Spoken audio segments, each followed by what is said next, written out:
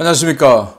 신의균의 국방TV 워싱턴 레이더 시간입니다. 자, 오늘도 우크라이나 전황 그리고 각종 군사안보 소식, 특히 급변하고 있는 이 중동 정세 알려드리도록 하겠습니다.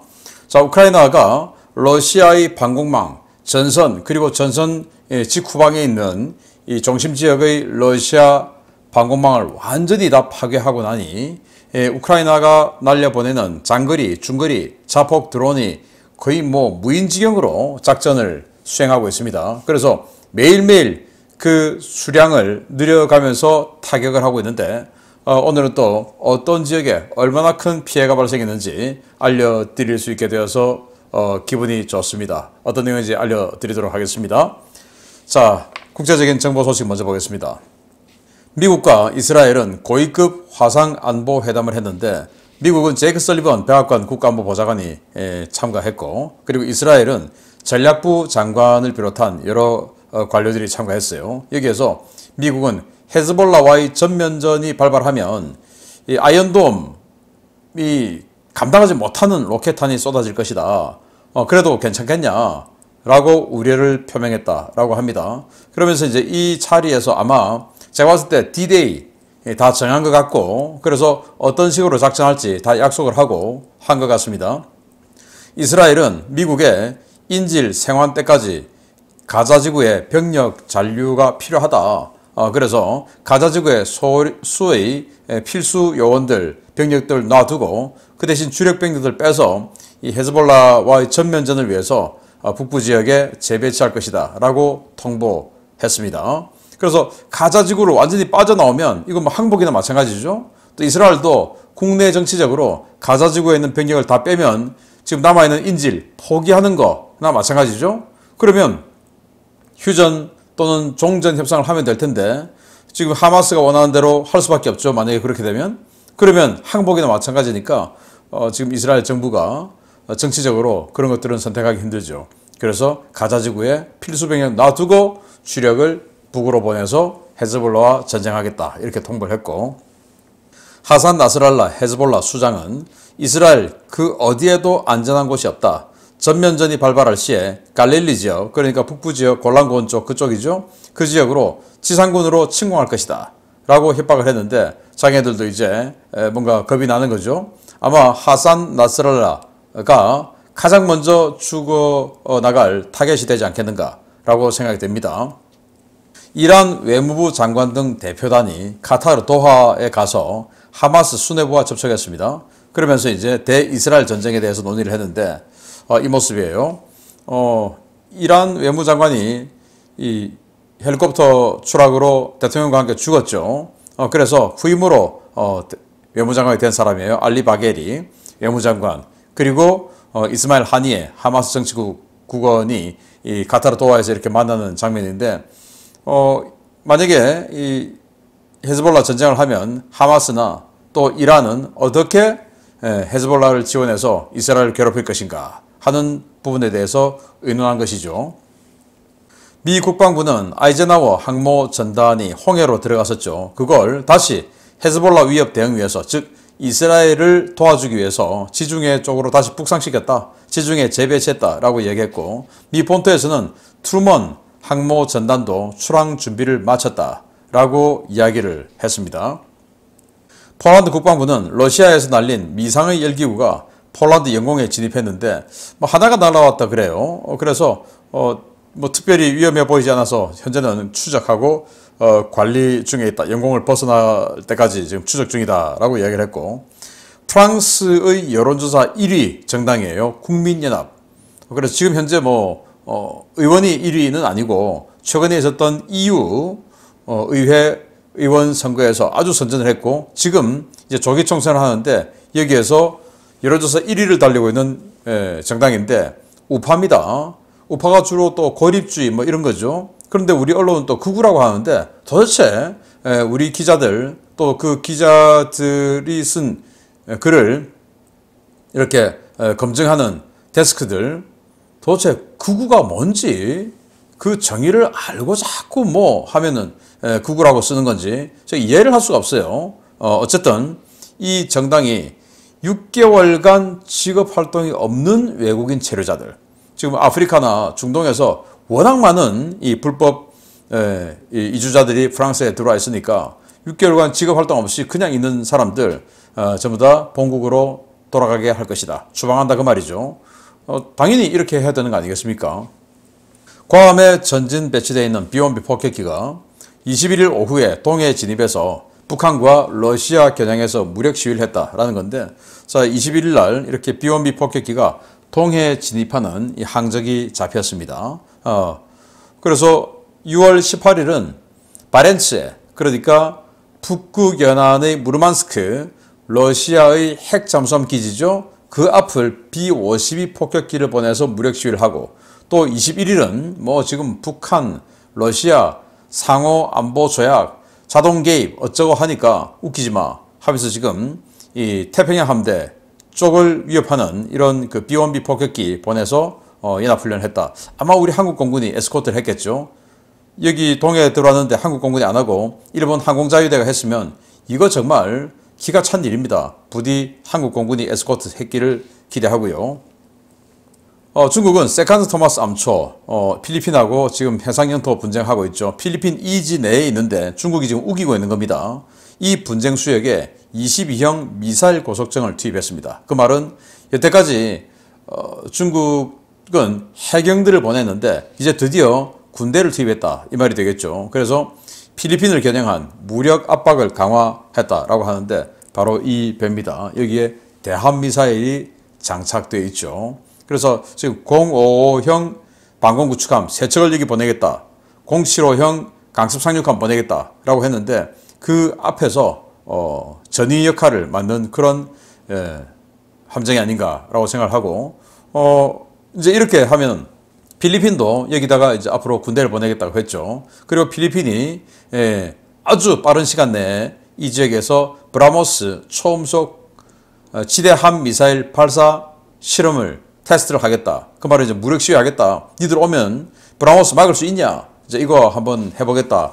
라고 하는데 점점 필리핀과 중국의 긴장이 고조되고 있고 분명히 바이든 대통령은 4월 11일 날 필리핀과의 정상회담에서 어떤 경우에도 상호 개입하는, 자동 개입하는 그 상호 방위 조약 발동을 하겠다라고 했으니까 바이든 대통령이 그 약속을 지킬지 지켜봐야겠습니다. 우리도 자동 개입 약속을 받은 국가이기 때문에 그 약속을 지키는가 꼭 봐야 되죠.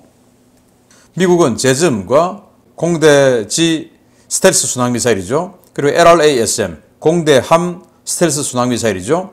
탑재한 B-52H 폭격기를 동원해서 러시아 함대와 쿠바에 대한 타격 훈련을 했다라는 건데요. 자, 이게 러시아 관영 라이바가 이렇게 밝혔습니다. 여기 있는 이 사진은 B-52 폭격기와 콜롬비아에서 날아온 콜롬비아 공군의 크피르 전투기가 이렇게 B-52를 엄호하고 있는 모습이고, B-52가 미 본토에서 이렇게 쿠바 남쪽으로 내려와서 공격하는 이런 훈련을 했고요.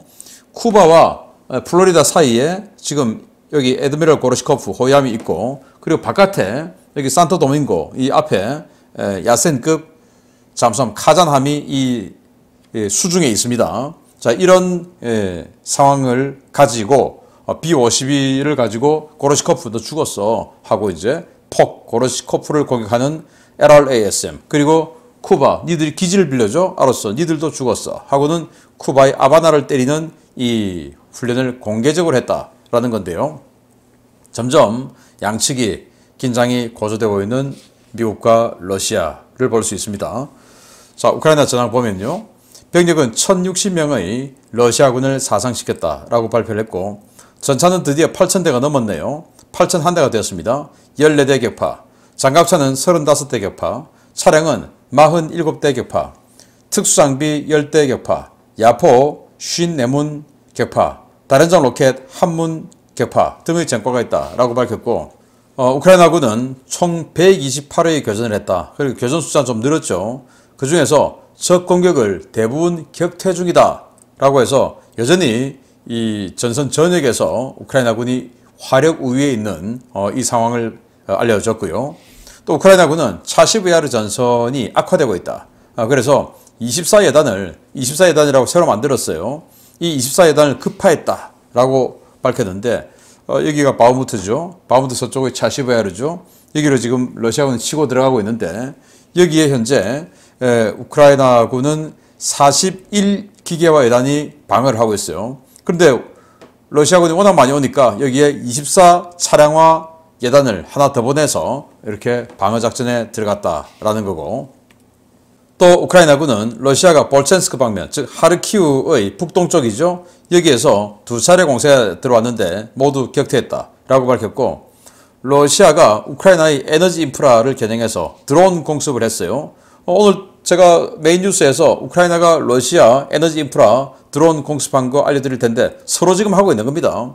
그래서 우크라이나의 에너지 인프라 일부 시설이 피격되었다라고 밝혔고, 우크라이나군은 우크라이나 방공군 장병이 병사인데 기관총으로 KH-101 순항미사일을 격추시켰다라고 하면서 사진을 공개했는데요. 이 병사입니다. 이름이 세르이라고 하는 병사인데 어떻게 했냐, 그냥 있다가 근무소가 있는데 미사일이 날아오길래 거기에 자신의 기관총으로 그냥 냅다 갈겼다는 겁니다. 그랬더니 운이 좋아서 몇 발 맞고 이렇게 격추되었다. 그 미사일 잔해예요. 야, 정말 운이 좋습니다. 굉장히 운이 좋습니다. 그래서 이 KH-101이 만약에 어딘가에 가서 맞았다 그러면은 여러 명의 생명, 그리고 아주 큰 재산 피해, 또 에너지 인프라를 공격했을 텐데 그런 피해가 났을 텐데 그걸 이 병사가 용감하게 기관총을 난사를 해서 잡았다라는 건데, 이야, 기관총으로 잡아버렸습니다. 미사일을. 자, 사이버군, 우크라이나 사이버군인데 러시아 금융망을 공격해서 미르 시스템이라고 하는 러시아의 금융결제 시스템이에요. 그러니까 신용카드, 체크카드 뭐 이런 것들을 관리하는 이 시스템인데 이게 다운시켜 버렸어요. 그러니까 러시아인들이 이 다운됐을 시간 동안 크레딧 카드 사용이 안 된 거죠. 뭐 그런 식으로 사이버 공격해서 성공했다라고 밝혔고, 러시아는 립시 지역에, 그러니까 하르키우 바로 북쪽이죠. 그 립시 지역에 FAB 3000, 3000이라고 하는 것은 탄도 중량입니다. 탄도 중량이 무려 3톤이에요. 3톤. 이 활공폭탄을 첫 사용했는데 지금 최신품입니다. 지금 개발해서 첫 실전 배치했고 그걸 가지고 첫 실전 사용을 한 거예요. 여기 사진 보시면 건물이 있는데 이 건물 어마어마하게 지금 덮어버리고 양쪽에 그냥 뭐 진동이 엄청 오죠. 동영상 한번 보시겠는데요. 네, 크게 보십니다. 꽝! 예, 엄청난 폭음이 퍼져 나가고 있습니다.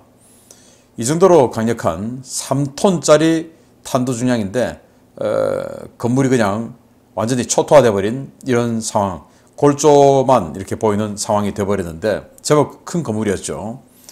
우리 한국이 가지고 있는 폭탄 중에 제일 큰 게 2000파운드, 그러니까 한 30kg 정도 되는 거죠.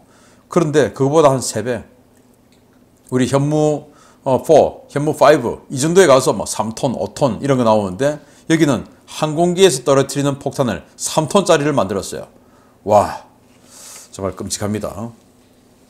푸틴은 협상을 위해서 특수군사작전 지역의 병력을 빼지는 않을 것이다. 지금 이제 러시아가 좀 밀리니까 밀릴 때 얘들은 또 협상 이야기를 하죠. 자기네들이 우세할 때는 절대 협상 안 해 이렇게 나오다가 요즘 밀리니까 또 이제 협상 이야기를 많이 하는데, 그렇다 하더라도 병력을 먼저 빼지는 않을 것이다 라는 이야기를 합니다. 자, 우크라이나 경제부는 5월의 경제 성장률이 5% 정도로 예상을 했는데 러시아가 산업 인프라, 에너지 인프라 등을 때려서 뭐 공장 가동이 안 되니까, 그래서 실제 성장률은 3.7%에 그쳤다 라고 이야기를 했습니다. 자, 루마니아는 패트리어트 1개 포대를 우크라이나 이전하기로 결정했는데 루마니아에 패트리어트 4개 포대가 있어요. 그중에 1개 포대를 빼서 우크라이나에 주는데 그 대신 미국이 상응하는 다른 방공 무기를 제공하고 그래서 메워주고 그 대신 이제 우크라이나 준다라는 거죠. 그래서 우크라이나에 뭐 7개 패트리어트 포대가 필요하다라고 했는데 최초에 이 미국이 4개를 줬고, 그리고 그 다음에 또 미국이 또 하나 더 줬고, 그리고 네덜란드가 하나 줬고, 지금 루마니아가 하나 주고 해서 지금 총 7개가 되었어요. 자, 이런 식으로 지금 주변에서 루마니아는 뭐 경제적으로 그렇게 넉넉하지 않은데 이런 엄청난 걸 줬고, 뭐 그렇지만은 미국이 대신 메워는 준다라고 합니다. 방공작전에 좋은 성과 있기를 바라고요. 자, 오늘 메인 뉴스 보겠습니다. 지난 6월 18일 새벽에 드론 공습을 받은 아조프 제휴소가 사흘 넘게 아직도 불타고 있는 가운데 우크라이나가 또 러시아 본토의 전략시설을 강타했습니다. 거의 매일 계속되는 공습에 러시아가 그야말로 넋이 나가고 있는데 드론을 이용한 우크라이나의 전략폭격, 본 게임은 아직 시작도 안 했습니다. 우크라이나가 현지 시각 6월 21일 새벽 러시아 로스토프와 크라스노다르 지역에 대대적인 드론 공습을 감행했으며 이 공습으로 공군기지와 제휴소 등 전략시설들이 큰 피해를 입었다고 현지 오신트 소식통들이 리포트했습니다. 가장 먼저 공습이 보고된 곳은 아조프의 동부 연안에 있는 예이스크 해군 항공대 기지인데요. 이곳은 민군 복합공항이지만 전쟁 발발 이후 민항기 운항은 중단되고 전선 항공 지원을 위한 전폭기와 공격기들이 배치돼 운영되고 있는 기지입니다. 인근 주민들은 심야 시간에 공습 경보가 울렸고 기지 방향에서 여러 차례의 폭발과 화염이 식별됐다고 전하고 있는데요. 실제로 기지에서는 큰 규모의 유폭이 여러 차례 발생해 기지 내에서 큰 화재가 발생한 것으로 추정되고 있습니다. 화재는 21일 오전까지 계속됐는데요. 나사 화재 감시 위성으로 해당 좌표를 스캔한 결과 기지 내부에서 큰 화재가 발생했고 유류교와 탄약고, 교육훈련시설이 몰려있는 건물이 대부분 파괴된 것으로 파악되고 있습니다. 공습은 크라스노다르 지역의 정유시설들을 겨냥해서도 실시되었습니다. 케레치 대교를 접하고 있는 크라스노다르주 템뉴스키와 노보로시스크 동부의 세베르스키 구역에서도 드론 공습에 의한 정유소 피격이 보고되었습니다. 템뉴스키 저유소는 피격 당시의 충격으로 인근에 있던 근무자 4명이 중상을 입었고 제휴탱크에 불이 붙기는 했지만 몇 시간 만에 불길이 잡혀 큰 피해는 없는 것으로 보고됐습니다. 그러나 세베르스키 구역에 있는 크라스노다르 코네프트 정유소는 자동차용 휘발유와 경유, 항공유를 생산하는 정유소인데요. 현지 주민들은 자폭 드론이 정유소 정유탑을 직격했고 이후 여러 차례 유폭이 발생했다는 보고를 했습니다. 러시아는 자포리자와 도네츠크 지역을 아무 제지 없이 통과해 아조프에 연한 주요 거점들을 연일 타격하고 있는 우크라이나 장거리 자폭 드론에 곤혹스러워하고 있습니다. 우크라이나가 올해 초부터 러시아 점령지 내 방공자산들을 겨냥해 대대적인 방공망 파괴 작전을 벌인 탓에 전장을 관통해 날아오는 드론들에 대응할 방법이 없는 상황이기 때문입니다. 우크라이나는 이번 전쟁의 후방 보급기지 역할을 하고 있는 크라스노다르와 로스토프 지역의 주요 전략자산들에 대한 타격을 확대해 러시아의 전쟁 수행 능력 자체를 파괴할 심산으로 보이는데요. 뾰족한 대책이 보이지 않는 러시아, 앞으로 눈덩이처럼 불어날 피해를 기대해도 좋을 것 같습니다. 네, 러시아의 방공망이 완전히 무력화되고 하다 보니까 이 우크라이나의 이런 중대형 이 자폭 드론들이 그냥 후방까지 마구마구 날아가고 있습니다. 자, 그래서 일단 이 로스토프주 아조프해주 건너편에 마리우폴이 있는 바로 저기입니다. 이 예이스크 해군 항공기지 여러 번 공격받았죠. 여기를 일단 때렸습니다. 때렸는데 활주로를 때린 게 아니고 여기 활주로 좌측에 있는 바로 서쪽에 있는 이 지역이죠. 그래서 여기는 탄약고, 유류고 또 훈련시설 등등이 있는 곳인데 저기를 이렇게 때려서 나사의 화재 위성 감시 위성에 이렇게 많은 불들이 치솟아 오르고 있는 것이 보여요. 그 말은 탄약고, 유류저장고 다 날아갔다 이 말이 되겠죠. 자, 그리고 예이스크 기지가 이렇게 야간에 불이 타오르고 있는 모습을 찍은 동영상이고요. 자, 이건 크라스노다르주 템뉴크 제휴소 드론 피격인데 이게 이제 이 케레치대교 인근에 있는 거예요. 이 말은 이 근처에 S-500 지대공 미사일, 그러니까 러시아가 주장하는 인류 최강의 지대공 미사일이라고 주장하는 아직 실전 배치도 안 됐던 걸 이제 그냥 따끈따끈하게 실전 배치시킨 하나 딱 있는 그 S-500, 그게 이 근처에 있었는데 S-500이 제대로 작동을 못한 것 같습니다. 그래서 이 제휴소가 이렇게 드론으로 피격되었고, 그리고 다시 노보로시스크, 흑해죠. 노보로시스크 뒤에 있는 이 크라스노다르 코네프트 정유소, 여기를 또 때렸습니다. 여기는 또 상당히 큰 피해가 나왔어요. 자, 이렇게 엄청난 폭발 화염이 발생을 했습니다. 자, 그래서 또 나사의 위성 화재 감시 위성을 또 검색을 해보니까 이렇게 또 큰 불이 나고 있는 모습을 볼 수가 있는데요. 자, 이게 러시아에게는 어떤 의미냐? 바로 이런 의미입니다. 바로 가장 핵심적인 전선이에요. 러시아군이 지금 얼마나 많습니까? 여기에 지금 방공부대 마크들이 여기저기 지금 있습니다. 이렇게 지금 뾰족하게 생긴 이런 것들이 방공부대인데 이렇게 많은 방공부대를 그대로 관통해 와서 때렸다라는 거가 문제인 것이죠. 그렇다는 것은 방공부대들이 이제 다 제거되었다 이 말인 것입니다. 지금 이 미국이 우크라이나에 함 대레이더 미사일을 많이 전달했죠. 미국은 함을 다 퇴역시키고 이 ARGM 새로운 대레이더 미사일을 사용하기 때문에 함을 뭐 대량 퇴역시켰어요. 그걸 뭐 전부 지금 우크라이나 준 겁니다. 그러면 함은 어떤 거냐? 바로 레이더 전파를 딱 키면 그걸 향해서 날아가는 미사일이죠. 그러면 레이더 전파를 켜게끔 만들어야 되겠죠. 그래서 이 우크라이나가 이 말드 그러니까 이 표적으로 오해를 할 수 있게끔 만드는 표적기입니다. 그걸 딱 날려보냅니다. 이제 2인 1조로 가서 딱 날려보내면 여기에 선회를 딱 하면은 우크라이나의 미그-29 또는 우크라이나의 수호-27 이런 걸로 막 모사를 하고 조그만 것들이 막 날아다녀요. 그러면 장거리 방공 레이더가 보다가 지금 너네들 섹터로 우크라이나군 미그-29가 갔어 하고 알려주겠죠. 그러면 이쪽에서 이제 중거리 방공망을 딱 켜는 겁니다. 켜면 그 뒤에 따라다니고 있던 이 수호의 27 진짜 수호 27 또는 진짜 미그-29가 함 장착하고 있다 바로 쏴버리는 거죠. 전파가 딱 나타났으니까.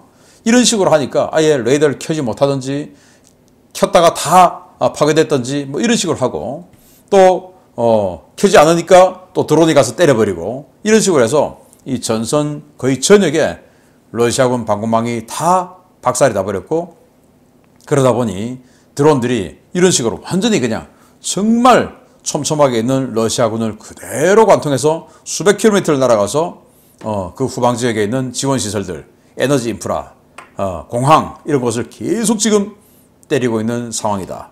자, 시간은 누구 편일까요?